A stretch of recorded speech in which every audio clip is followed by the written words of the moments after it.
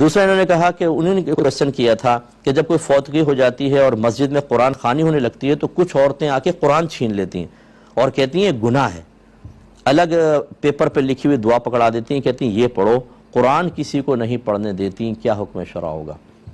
معذرت کے ساتھ میں لفظ استعمال کر رہا ہوں، یہ وہی خواتین ہوں گی جن کو بدعت کا ہیضہ ہو گیا ہے،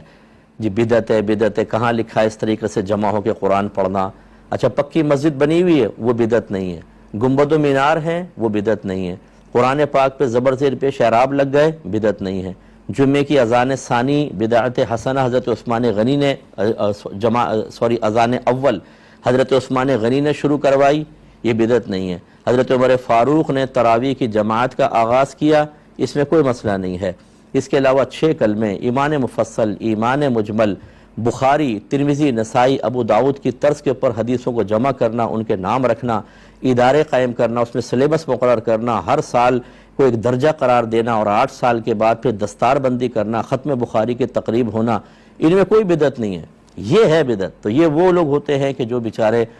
خود بہت ساری بدعتوں میں ملوث ہوتے ہیں اور دلیری کے ساتھ ہوتے ہیں، لیکن مسلمان کو ہر چیز پر بدعت بدعت بدعت کے نعرے لگاتے ہیں۔ جیسے مجھ سے کسی نے پوچھا کہ یہ بکرا صدقہ کرنا کیسا ہے، کہا بدعت ہے، مطلب کسی نے کہا، ان کو کہا تھا، انہوں نے پوچھا، پھر مجھ سے پوچھا کہ بھئی یہ بکرا صدقہ کرنا کیسے، کہتے ہیں بدعت ہے، ویسے مال خرچ کرو۔ بھائی بدعت کا مطلب کیا ہے؟ صدقہ کرنے کا حکم، اور صدقہ کا مطلب ہوتا ہے اپنا مال اللہ تعالیٰ کے بارگاہ میں ثواب کی نیت سے خرچ کرنا۔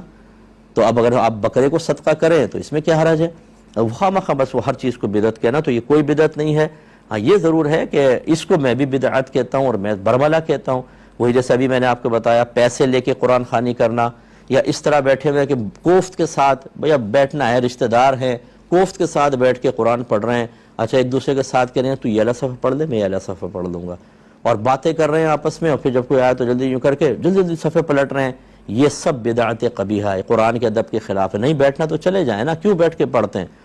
اور کیوں غلط سلط پڑھ رہے ہیں، اور کیوں بغیر پڑھے اس کو بند کر کے رکھ کے کھانے میں بہت ماہر ہو جاتے ہیں؟ تو یہ بدعت ضرور ہے، لیکن اگر ایک ادب کے ساتھ لوگ بیٹھ کے قرآن پاک پڑھ رہے ہیں اور مقصود ایصال ثواب ہے، اس میں کوئی بدعت کا تصور نہیں ہے۔